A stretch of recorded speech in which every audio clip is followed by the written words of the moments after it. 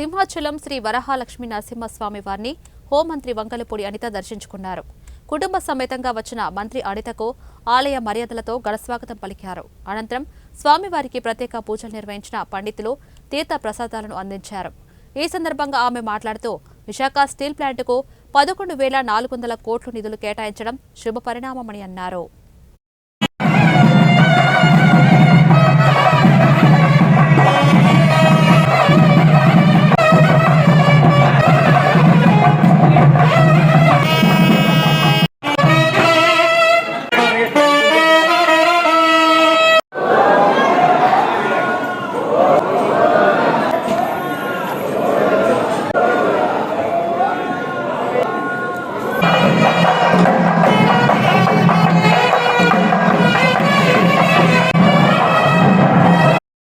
కుటుంబ సమేతంగా చేసుకోవడం జరిగింది.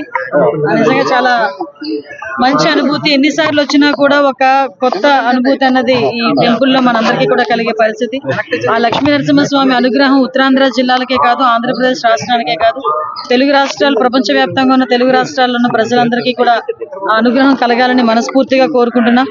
మరొకసారి ఆ స్వామి అనుగ్రహం వల్ల మనకు మొన్ననే తెలిసింది, మనందరికీ కూడా ఒక మంచి శుభవార్త. విశాఖ ఉక్కుకి సెంట్రల్ గవర్నమెంట్ నుంచి సుమారుగా 11,400 కోట్ల రూపాయలు విడుదల చేయడం అన్నది నిజంగా చాలా శుభ పరిణామం కింద భావించాలి.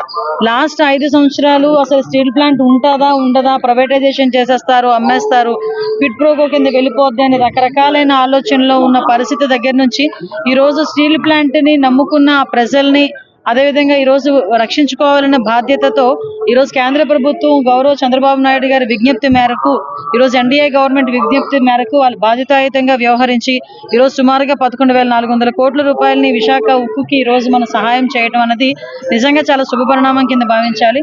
అదేవిధంగా ఎన్డీఏ ఆ రోజు 2019 నుంచి 24 వరకు ఒక విధ్వంస పరిపాలన నడిచినప్పటికీ కూడా మన ఆంధ్రప్రదేశ్ ప్రజలు, ఓటర్లు అందరూ కూడా ఒక విజ్ఞతతో ఆలోచించి ఎన్డీఏ కూటమికి సుమారుగా 164 సీట్లు ఇచ్చినందుకు గాను ఈ రోజు ఆ రుణం తీర్చుకోవాలని ఒకే ఉద్దేశంతో ఈ రోజు సెంట్రల్ గవర్నమెంట్ కూడా ఈ ఆంధ్రప్రదేశ్ రాష్ట్రానికి దగ్గర 2,50,000 కోట్ల రూపాయల పెట్టుబడులను కూడా ఈ రోజు వితిన్ 6 నెలల కాలంలోనే మనకి రావటం అన్నది కూడా చూస్తూ ఉంటే మనకి ఎంత సెంట్రల్ గవర్నమెంట్ ఆంధ్రప్రదేశ్